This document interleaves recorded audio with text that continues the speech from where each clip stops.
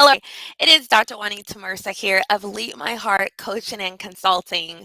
And for those of you who don't know, what you're kind of uh, clicking on here is a web series that's been happening for the last 6 days. Today is day 6 of 7 feet after complete. Because you know what? Just when you think that project is done, you got the content, you got the product, you're ready for the service. But you know what? You're still not done. There's still more things that you have to do. Oh gosh, do we ever get done? We do at some point, but we're not quite there yet. And so definitely, as you're watching this, yes, this one is pre-recorded, but you know what? I still want you to engage with me. Like this video, share this video in your timeline, so that other people can watch it and learn as well. And then also tag people. People who are working on that project and need guidance as to what to do next. Hey, let's help each other. And then also comment. Let me know that you're watching it, that you're here, and what your response is to the material. And you can do that by reacting as well. So definitely engage with me, okay? So a quick recap. Day 1, we talked about packaging the project because the main point there was that we have to start thinking about our project from this mindset that it is a gift to bless the world, and all great gifts have great packaging. Day 2, you have to deliver the project, right? And then I talked about making sure you understand the difference that we use the word delivery when it comes to the actual tangibles, the tangible projects that we're working on, whereas execution is more appropriate for the intangibles, the presentations, the events, and things like that. Then day 3, we talked about communicating with the RACI. And who is the RACI? Those who are responsible, accountable, consulted, and informed. Okay. So we definitely need to keep them in mind and come up with a great communication plan. Day 4, we talked about documenting lessons learned because it's so important that we do this in order so that we can do more of what went well and less of what went wrong. Sounds simple, but powerful when we really grab a hold to taking the time to document our lessons learned. And then day 5, we talked about evaluating the project, right? And the importance of walking through and understanding what worked and what didn't, and making sure that you involve as many people in the process as possible. So don't cheat, okay? Now, those little tidbits, that doesn't compare to the actual series episodes. So be sure to go back and check out episodes 1 through 5. As you finish watching today's episode 6, okay? And you can find all the episodes on my YouTube, Facebook, and LinkedIn pages. So you know how I like to start. Let's begin with words of wisdom. First Thessalonians 5. I'm sorry. I got ahead of myself. Today is day 6. And we're talking about soliciting feedback from the RACI, okay? And there's going to be a different spin on the RACI that I just talked about, just a subtle change there. But the importance of soliciting feedback um, is so necessary. It's so needed. And don't get me wrong, do we really like feedback? Do we really? Do we really? No. I mean, we like to have our own ideas as to our performance and how well things went, and sometimes we just want to stick with that. To be quite honest, right? But feedback is crucial. It is so crucial to not only our performance and helping to identify, different areas of strengths and weaknesses, but it really is just a great way to collaborate and get like fresh ideas. Like I'm kind of getting ahead of myself as to why we need to do this. So I'll stop there for a second. But let's go to some words of wisdom so we can get in the right mindset here. Proverbs 1 and 5 says, "A wise man will hear and increase in learning, and a man of understanding will acquire wise counsel." Mm. So wisdom comes by hearing, right? And increasing and learning. And that's what feedback is all about. You got to listen, right? You got to learn from people as to what happened and how it happened. And then to get that understanding, wise counsel from credible people. We're going to talk about that tomorrow. I won't get too much into that, but it's so important that we put emphasis on wise counsel, not just listen to anyone, right? But wise counsel. But can you find something useful probably in any feedback offered? Absolutely, right? And then Proverbs 27:6 says, faithful are the wounds of a friend, but deceitful are the kisses of an enemy. Wow. Think about that. Faithful are the wounds of a friend, meaning, sometimes, when friends tell us the truth, it can be hurtful. It doesn't feel good all the time. Come on, let's be honest. You know what? But the truth of it, even though it may wound us, that is a faithful friend. That is a good friend who will be more concerned about your well-being and telling you the truth, even though it may hurt, right? Versus an enemy someone who's resentful of you, jealous of you, really working against you, telling you what you want to hear, making you feel good, patting you on the back, knowing, they're talking about you behind your back, like, oh my God, what a horrible job. Can you believe, they did that, right? I'll never work with them again. That's not a friend, right? So I love this proverb because it really does bring perspective to just because someone kisses you, just because someone gives you high praises, just because someone gives you great lip service, right? It doesn't necessarily mean that they're a friend, all right? So we have to keep that in mind. So getting back to why we need to solicit feedback. To identify strengths and weaknesses, I mentioned that already, and processes in yourself, right, in your own performance, just how things are made, manufactured, so many different reasons of areas. So it's not just looking for strengths and weaknesses in yourself, but in the tangibles as well. Okay. And intangibles.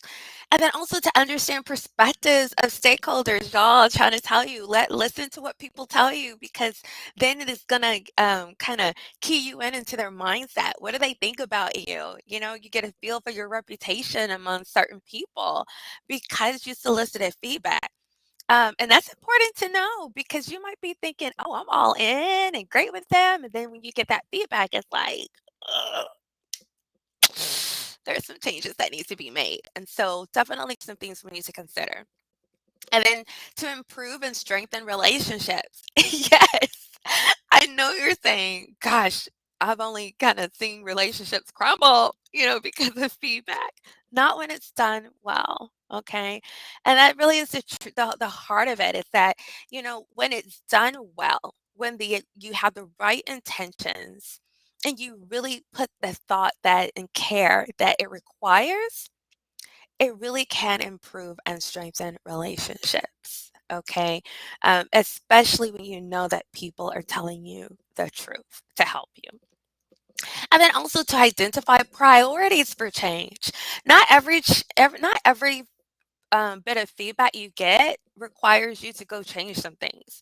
But if you keep hearing the same thing over and over, if you're saying, gosh, this is a critical thing that needs to like get changed right now, then we can definitely, you know, review that, right? And prioritize our priorities because it can sometimes seem so many, right? And then to collect stakeholder stories. And I say this because with marketing, storytelling is a big part of a marketing, branding, and really like setting yourself apart from your competitors, even in the way that you do projects and provide services. And well, of course, right? Because that's just what you want to do. You want to stand out. And it doesn't help you get just help you get new clients and customers, but it just helps to reinforce your current clients and customers why they should continue to work with you, right? And purchase from you and so on. And so those narratives are so important. And that's where you get these narratives from feedback. And then also to identify new target markets. Maybe you dropped the ball somewhere. Maybe there's some markets you hadn't thought about, and then that comes out during your feedback sessions. And then also opportunities to identify um, opportunities, right? And it's true. Like, you have people on your staff that you're paying to give you fresh ideas. But you know what? Um, you can also get some free ones from soliciting feedback. What? That's true, right? So it's like, how would you improve? Like, what recommendations do you have for improving or making this better, right? And you just never know where it's going to go. And so, those fresh ideas, new opportunities to serve in different places, or to execute projects in different places, different markets, all of that is an opportunity, um, through and a benefit through soliciting feedback. Okay, so you want to do it, right? You want to do it. All of this is so valuable to you. You can't put a price to these things. So that's why we have to learn how to do it well. And so to help us learn how to do it well, I've put together this model, and what would we say? All models are wrong, some are useful, but I hope you'll find this one useful, because it is the 8 Ps. I want you to think of it from that perspective, but it's the Mercer 8 decisions of soliciting feedback. Okay. And so these are the 8 decisions that you need to make in planning your feedback. Planning. Yeah. Intentional and intelligent, I squared, okay? That's what I call that, I squared. Be intentional and be intelligent with everything you do. God is. God is intentional and intelligent about everything regarding you, right? Nothing just happens. Even though we use that kind of language to talk about things, oh, and it just happened, it came out of nowhere. Things just don't happen. Everything is intelligent and intentional about your life. And so that's the approach that we should have regarding anything that we do. There's nothing too small that doesn't require intelligence and intention. Okay? So I squared. So let's get to it, okay? Because there's a lot of great information here, okay? So the first decision you have to make is a purpose, okay? What's the purpose of your feedback? So you need to determine what it is that you want to key in on. What is it that you want to know? And which of the phases of the project do you want to focus on? Do you want to focus on the beginning of the beginning phase, the execution phase, the end phase? All of it. So what's your purpose here? What is it that you want to know? What areas are you hoping to get data about? Okay. Um, and so that's the decision number one. Decision number two is about the people. Okay. You have to decide who you will solicit feedback from to fulfill your what? Your purpose. You see how that goes together? Now, don't go talking to people who have nothing to do with number one. If your purpose is to focus in on communications, like how was communications throughout this whole idea? Why would you go talk to someone who only dealt with, manufacturing? Now, if you want to know how communication was, and getting specs and getting, the process with that, so they could manufacture. That's one thing, but do you really need to go spend time talking to someone in manufacturing if you really want to know a lot more about communications? I don't know. You have to think about that, right? What's your purpose and how do they relate? So you key in on your people. And so this is where RACI comes in, okay? And with a little twist. So I talked about when you're communicating throughout your project and at the end with the RACI, it's who's responsible, accountable, consulted, and informed. But when we're thinking about it from a feedback perspective, now that I becomes those who were impacted, because I'm thinking about this from the perspective of a product you delivered. Your clients and customers weren't necessarily a part of any of that process, but at the point of delivery and execution, now they're impacted. Okay. And so you see how it changes now.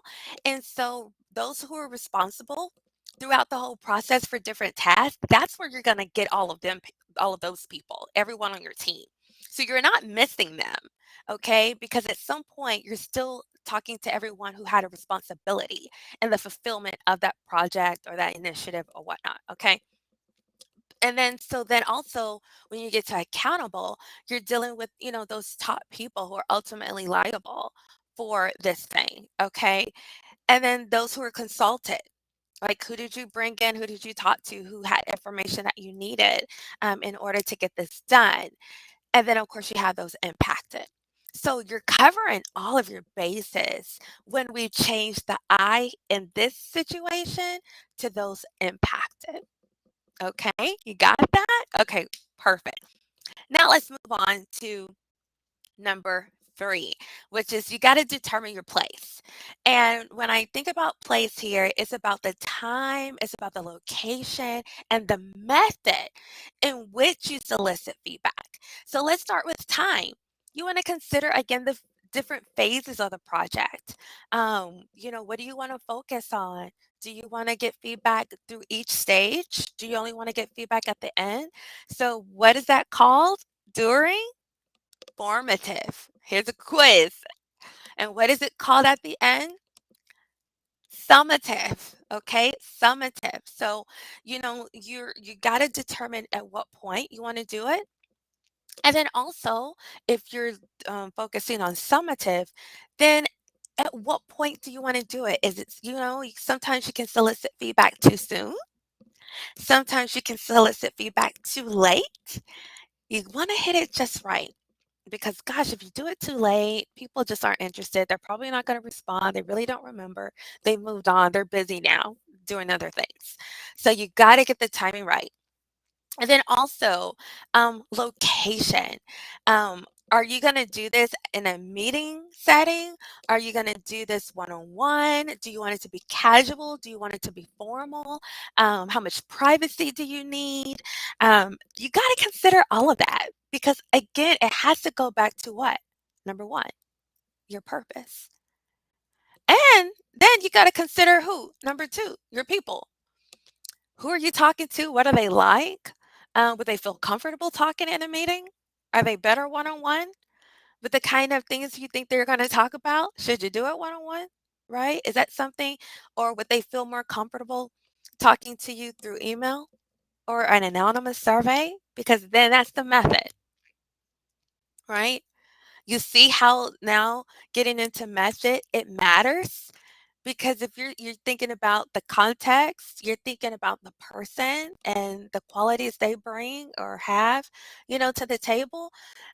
So is it a conversation that's needed? Is it an anonymous survey or a not anonymous survey?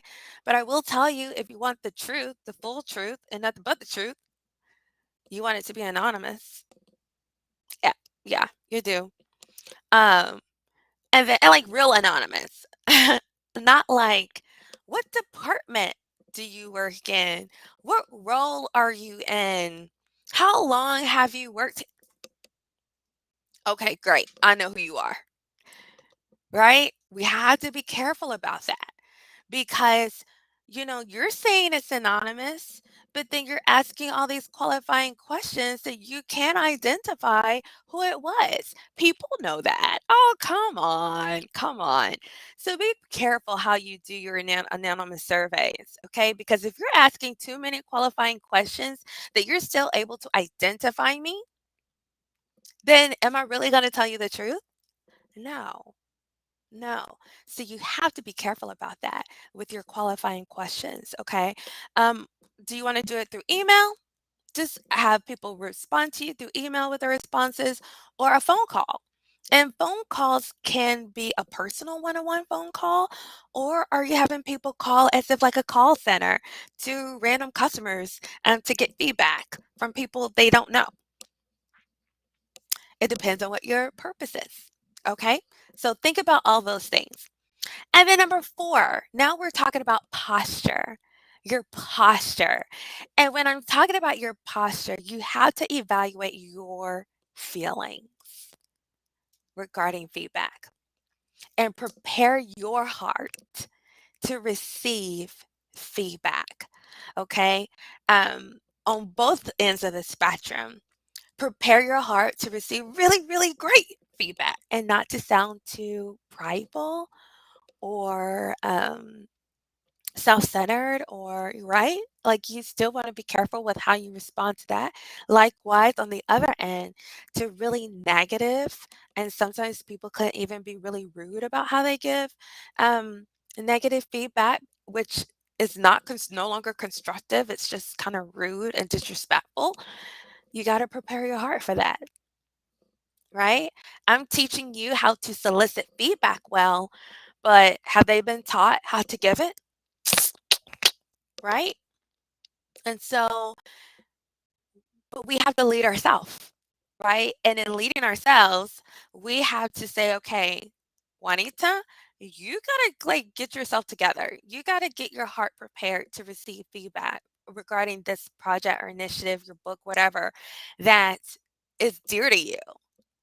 But it's to help you. Like you have to get in that right mindset. Like this doesn't change the fact that you are still able to help people. This still doesn't change the fact that you can still continue to go do great things and make things better, right? Lesson learned. Check, right? Um, but it's also with your posture, deciding to be positive, deciding to be open to receive, and deciding to listen carefully. And so a part of that posture is also think about those responses, those automatic responses you will have. Thank you so much for that feedback. I will certainly consider everything you've said today and decide how I can implement um, these changes. Thank you so much for taking the time. Or you can even be honest and say, that was kind of difficult to hear, but I truly appreciate your being honest with me. I really do. That's hard to find these days. And so I'm going to kind of take a moment to kind of review. I took notes here and I'm going to go back to the drawing board and just, really learn from this and to see what changes and things I can implement next time so that this doesn't happen again. Right? Like that's the kind of approach we need to have. But we have to start with making the decision to have that posture.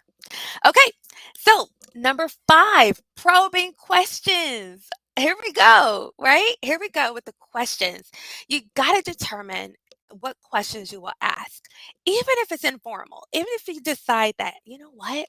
Okay, today when I see this person in the hallway, I am going to ask them this one question that I can get some quick general feedback in passing, not to make it too official, but I just want to kind of get a feel for, hey, so what did you think about this morning's meeting? Yeah, right? In passing, that's getting feedback. But you're trying to get a feel for kind of like where they are, and then that way you'll think, you know what, I want to talk more about that later. And then so depending on what they say, you could be like, hey, wow, that's really interesting perspective. Why don't we get together after lunch and talk about that some more? Right? So even in passing, even in you want to approach this very informal, we got to be intentional about it. Okay. The fewer questions, the better. Oh my gosh, y'all, don't go and spend an hour asking people questions. You're going to tire them out. And at some point, they're going to get so tired of talking about it or answering questions. Down the line, your feedback feedback you get is going to be much shorter and it probably won't be the truth simply because they're tired. They're over it. Okay. So be mindful of that. And then try to keep your questions very specific and try to keep your questions neutral or constructive, not too positive because that's leading, okay? But neutral. Can you give me some pros and cons? What recommendations do you have? That's I mean, because that could go either way. It could go like, "Oh, wow, like, continue to do great work. Hey, why don't you offer this to other people?" It could be really positive, or it can go be negative, but that it where it goes, you don't want the question to set that up. You want their hearts and true reflections about the process or project to determine where it goes, okay? So, ask good probing questions, and I have put together 10 questions, powerful questions, for soliciting feedback. Number 1, how could blank be improved? How could communications be improved? How could this product be improved? How could this program be improved? It's open, okay, and you're gonna see where it goes. Number 2, name 2 pros and cons of, this product and working with us in our communications.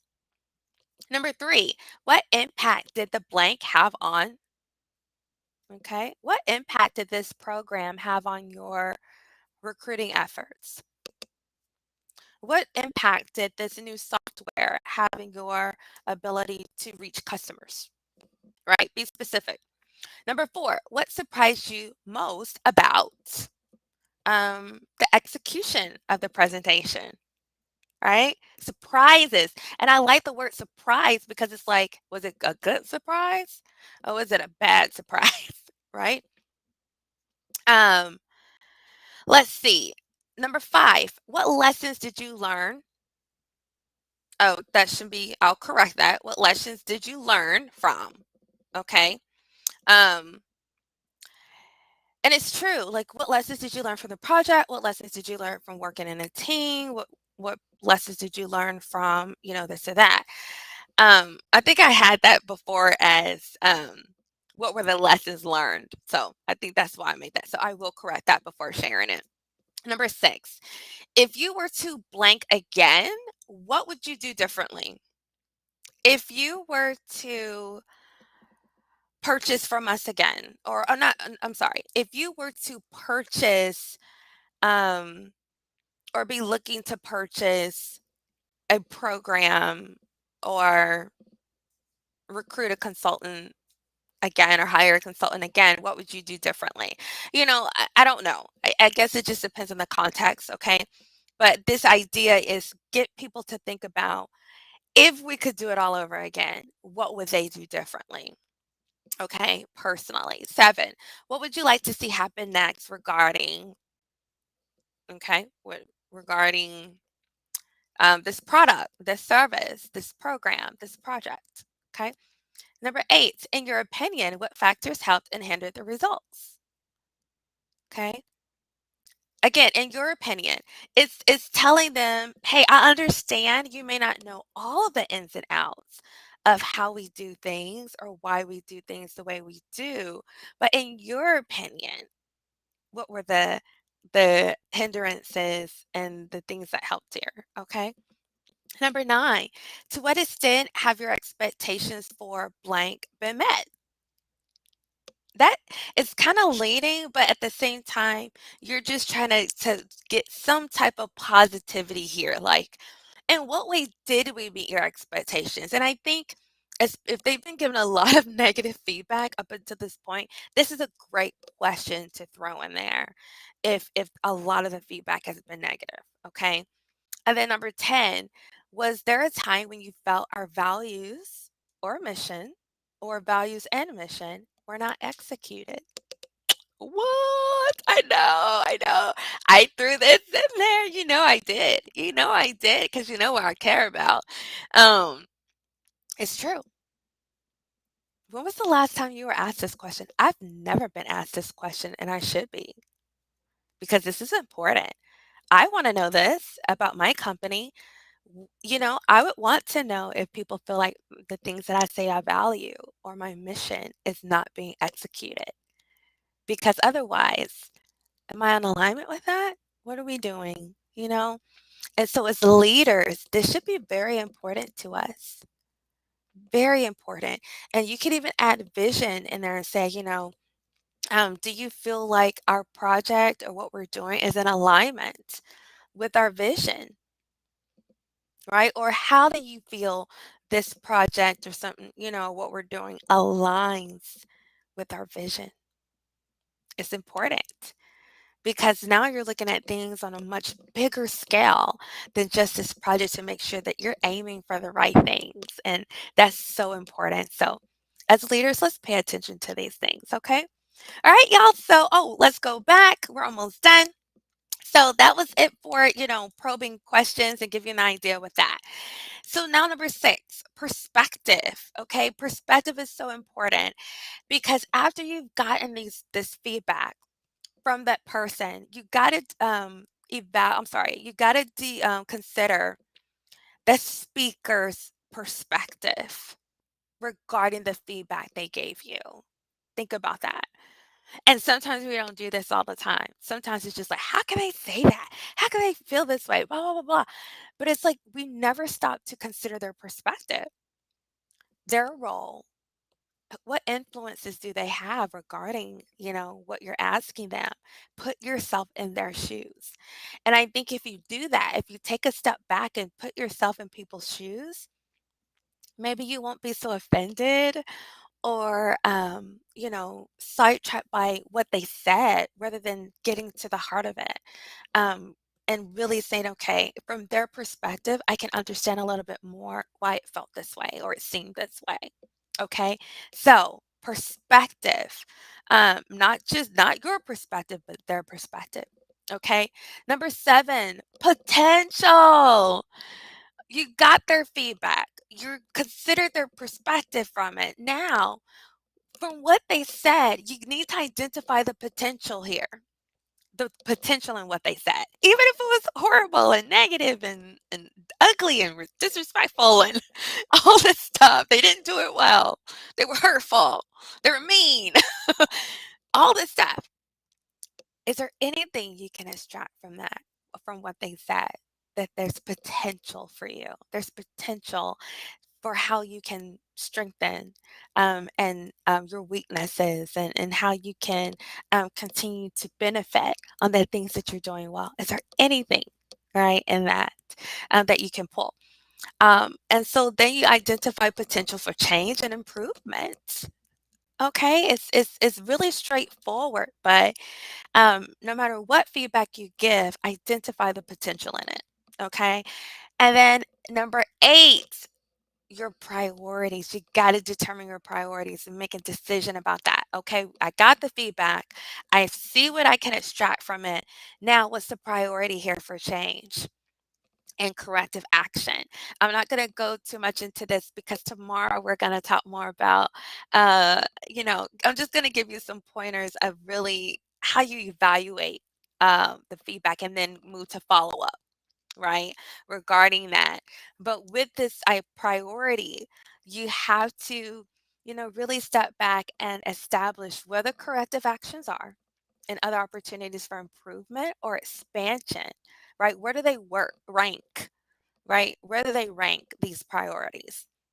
And be sure that as you're doing this, you consider the impact of the changes on people, the people on your team or your customers, your processes, the way you do things, right? Or the project's effectiveness, okay? And the relationship between all three.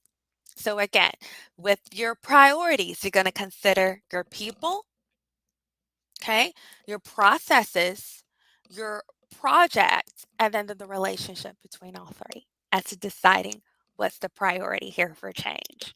Okay, so I hope that this helped you think about, how you solicit feedback in a totally different way. Let me know what you think. Comment below in the video. I love to hear from you all, and I'll certainly respond to those messages. Okay, so let me know what your thoughts are. Just a reminder to please follow my heart, follow Lead My Heart.